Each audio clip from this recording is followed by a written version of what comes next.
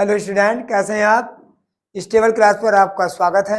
एक बार फिर पुनः हम आपको एक बहुत महत्वपूर्ण टॉपिक लेकर के आए हैं। उससे पहले हम आपको एक काम की बात बताते हैं, एक सूचना देते हैं। देखिए, आप हमारी स्क्रीन पर देख रहे हैं हमारा जो बैच ऐप है स्टेबल क्लास। स्टेबल क्लास के नाम से एक ऐप है हमारा। आप प्ले स्टोर पर जाइए और प्ले स्टोर पर जाकर के सक्सेस बैच और यहाँ ही आपको पीडीएफ मिलेगी, ठीक है। और आपको जो आप 12th वाले तैयारी कर रहे हैं उसके लिए सब आपके लिए सामग्री है। फिजिक्स, केमिस्ट्री, बायोलॉजी, हिंदी, अंग्रेजी आदि अनुभव टीचर मिले हुए हैं। और आप बच्चों के सर्वांगीण विकास के लिए आपकी आय का स्रोत देखते हुए हमारे स्टेबल क्लास ने एक बहुत भारी छूट की है, जो मात्र जिसका प्राइस है 999 रुपए। देखिए, 999 रुपए। हम अपने टॉपिक पर पंचलाइट कहानी, जो हमारे 5 अंक की आती है, वेरी मोस्ट 100%, ठीक है। इसको हम पढ़ेंगे और सुनेंगे। सबसे पहले थोड़ा सामान्य परिचय देखते हैं कहानी का कि सामान्य परिचय क्या है। पंचलाइट किसने लिखी है बेटा? श्री फणीश्वरनाथ रेणु द्वारा रचित जी एक आंचलिक कहानी है, जिसमें रेणु जी ने ग्रामीण परिवेश के साथ साथ आंचलिक परिवेश को अत्यंत सुंदरता के साथ उभारा है।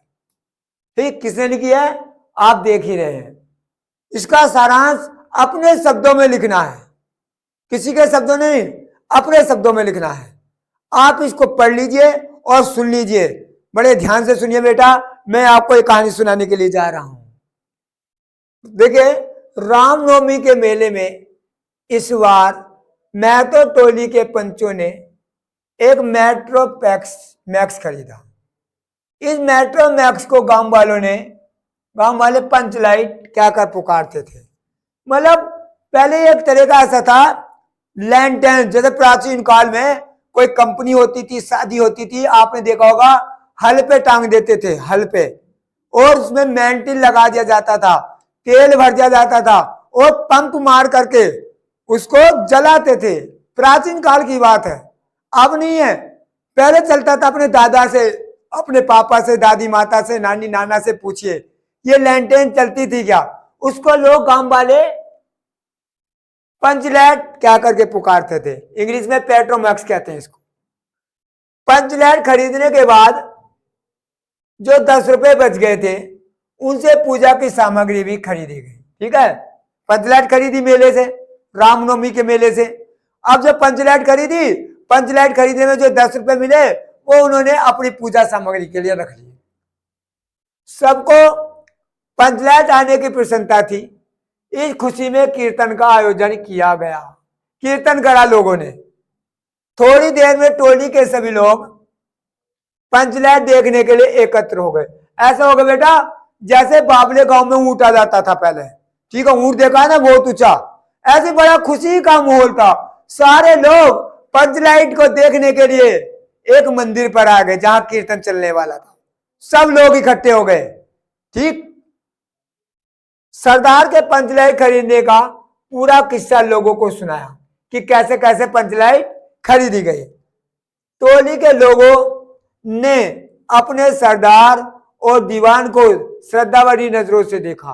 बहुत प्रसन्न हुए। लोगों ने बहुत ही सुंदर ढंग से देखा। लेकिन प्रश्न पैदा हुआ कि भाई तुम ले तो आए, ठीक है, कि इसको जलाएगा कौन? जलाने की समस्या हुई।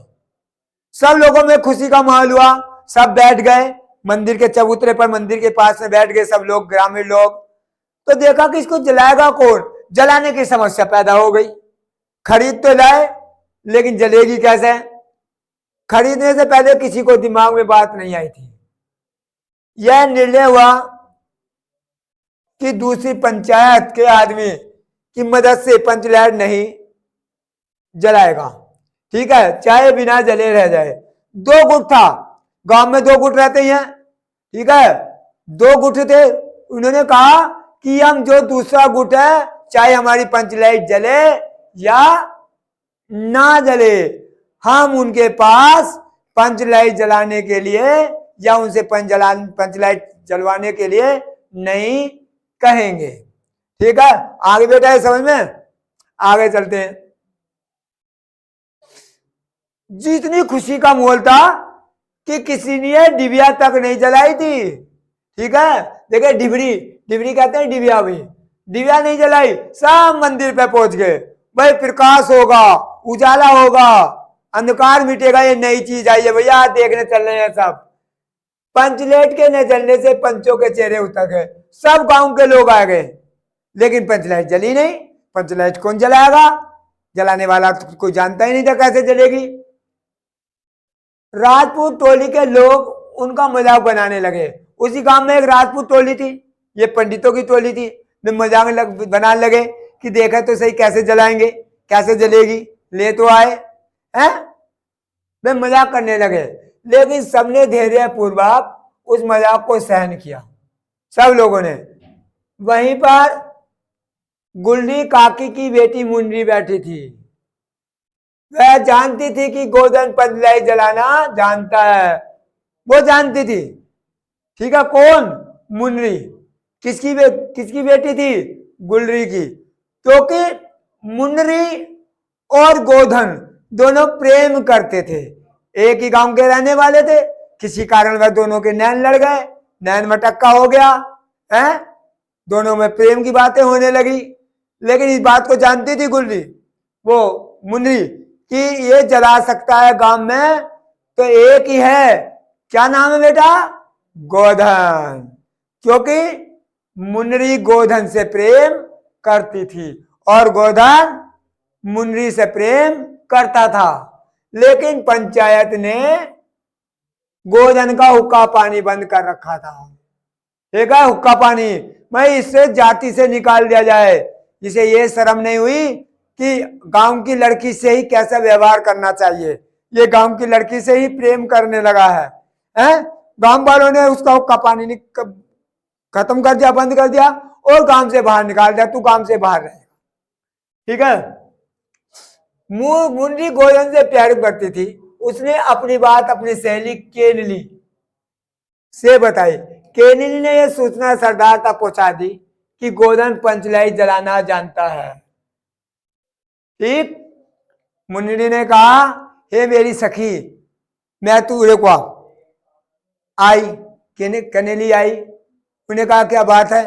बोले देख, मैं तेरे कानों में कह रही, कानों में बात करके कही, सुन, इस पंचलाइट को गोधन जलाना जानता है, मैं तो नहीं कह सकती। अगर मैंने कही तो लोग मुझ पर सुबह करेंगे कि ये बुलाना चाहती है।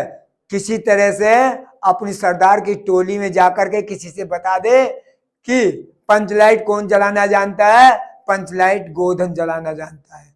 वे बुला लेंगे और गोधन आ गया तो समझ लो आपकी पंचलाइट जल जाएगी।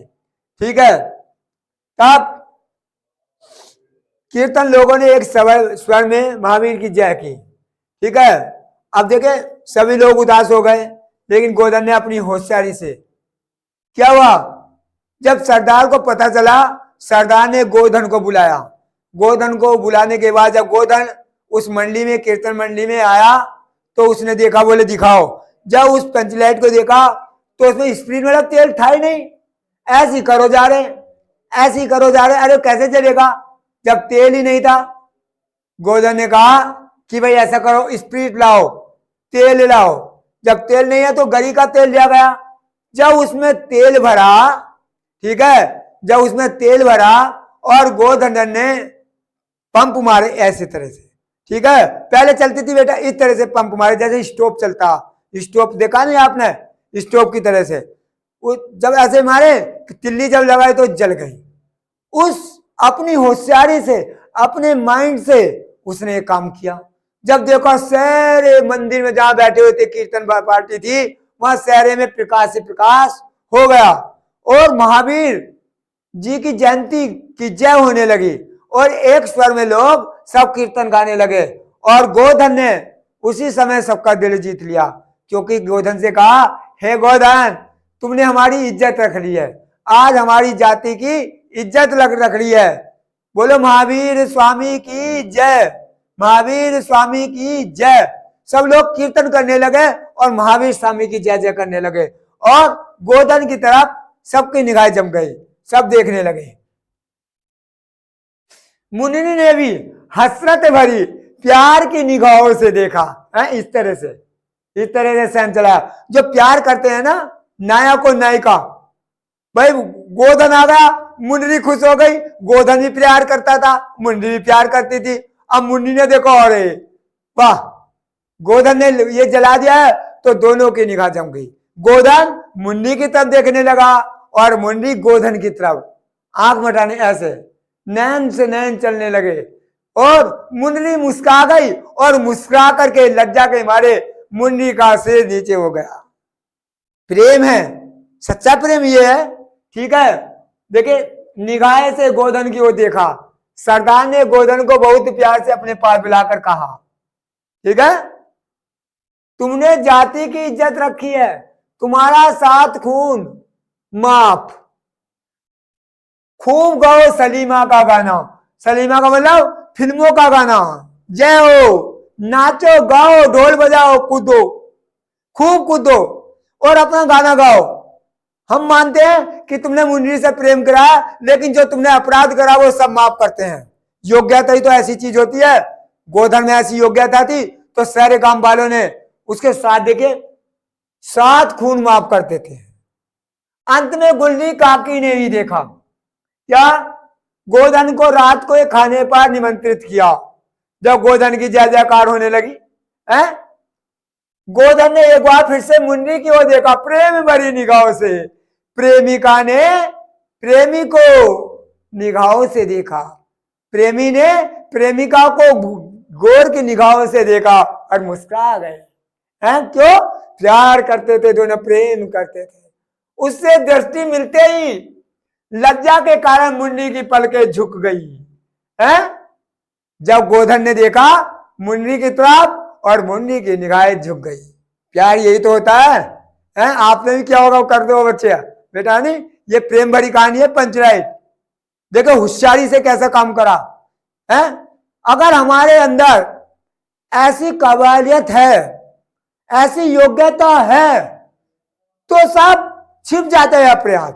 इतने योग्य बनो, इतने योग्य बनो। इस कहानी का उद्देश्य यही है बेटा, इतने योग्य बनो जैसे गोधन, ठीक है ना, जैसे गोधन। देखो 7 खून माफ हो गए। हम में भी और आप में भी ऐसी योग्यता होनी चाहिए। तो इस कहानी का बेटा ये सारांश है। अगर आप इस तरह से लिख सकते हैं तो लिख लीजिए, आप सारांश लिख लीजिए, ठीक है। जैसे मैंने आपको पढ़ाया है, कैसे वे खरीद के लाए, कहां से खरीद के लाए, जलाना नहीं जानते थे वे, किसने जलाई है, कीर्तन करने में बैठे। इस तरह से आप कहानी लिख सकते हैं। अगर आप और अच्छे नंबर प्राप्त करना चाहते हैं बेटा, और अच्छे 5 में से 5 नंबर लेना चाहते हैं, जो बच्चे यूपी टॉपर होना चाहते हैं, अच्छे नंबर हिंदी में लाना चाहते हैं 95, 96, 97, 98, और सेम देखिए आपको मैं 1, 2, 3, 4, आप 5 हेडिंगों में भी लिख सकते हैं। हेडिंग बना करके भी लिख सकते हैं। आपकी कॉपी अच्छी भरेगी, आपका पेज भरिया बढ़ेगा, तो चेक करने वाला एकदम राइट के निशान लगाता जाएगा कि भाई हाँ बिल्कुल सही लिखा। तो देखिए पंचलाइट की खरीदारी, पहले पंचलाइट की खरीदारी, इन हेडिंगों को बढ़ाकर लिख देना। किसने खरीदी, कैसे खरीदी, किस प्रकार खरीदी, कहां से खरीदी पंचलाइट, ठीक है। क्या हुआ, गांव के पंचों ने पंचलाइट खरीदी। अब जब पंचलाइट में लिया है, वही कहानी आ गई, जलाने की समस्या, ठीक है। पंचलाइट दूसरी हेडिंग हमारी बेटा डालो अपनी कॉपी में, डाल लीजिए, पंचलाइट जलाने की समस्या। ले तो आए उनके सामने, हैं, जलाएगा कौन, सब लोग देखते रह गए। अरे भाई जलाएगा कौन इस पंचलाइट को, ये हमारी दूसरी हेडिंग है। आप हेडिंगों से लिखेंगे तो और भी अच्छा मिलेगा, और भी अच्छा, आपकी कॉपी भी भरेगी। और ये हेडिंग लिख लेना, नोट कर लेना बेटा, अभी नोट करो। पंचलाइट जलाने समस्या हो गई, जलाएगा कौन, सब लोग ऐसे चकित हो गए, यार ले तो आए, कैसे जलेगी, इतने पैसे भी खर्च करे हमने, या क्या होगा, आपस में लोग विचार करने लगे, आपस में सोचने लगे। जितना भी अपने शब्दों में बढ़ा करके लिख दो, आपको मैं हेडिंग बता रहा। अब देखो बेटा तीसरी हेडिंग, पंचलाइट जलाने के लिए गोधन को बुलाना। मैंने अभी सुनाया ना आपको, मुन्नी ने अपनी सहेली कनेली से कहा था ना, वो कहानी लिख दो इसमें। मुन्नी ने अपनी सहेली कनेली से कहा कि पंचलाइट जलाना जानता है तो गोधन जलाना जानता है। मैं तो नहीं कह सकती, लेकिन तू कह और गोधन को बुलाकर लाए और वही पंचलाइट जलाएगा। आप इस हेडिंग में लिख देना, बहुत अच्छे नंबर, बहुत क्लियर। ठीक है, आगे देखे, आगे समझ बेटा, मुझे उम्मीद है आ गई होगी।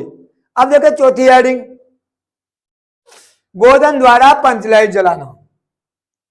ठीक है, गोधन द्वारा पंचलाइट जलाना आ गया। गोधन ने पंचलाइट जला दी, इसके अंदर लिख दो। गोधन ने देखा और देखा भाई पंचलाइट यहां रखी है। गोधन ने उसमें तेल भरा, स्प्रीट डाली, तेल डाला और पंप लगाए, और पंप लगा करके जल गई क्या पंचलाइट। किसने जलाई पंचलाइट बेटा, किसने जलाई पंचलाइट? गोधन ने। अब जब तुम्हें यह पता है कि पंचलाइट गोधन ने जलाई है, तो बेटा हेडिंगों के द्वारा लिखते चले जाओ। ठीक है, ये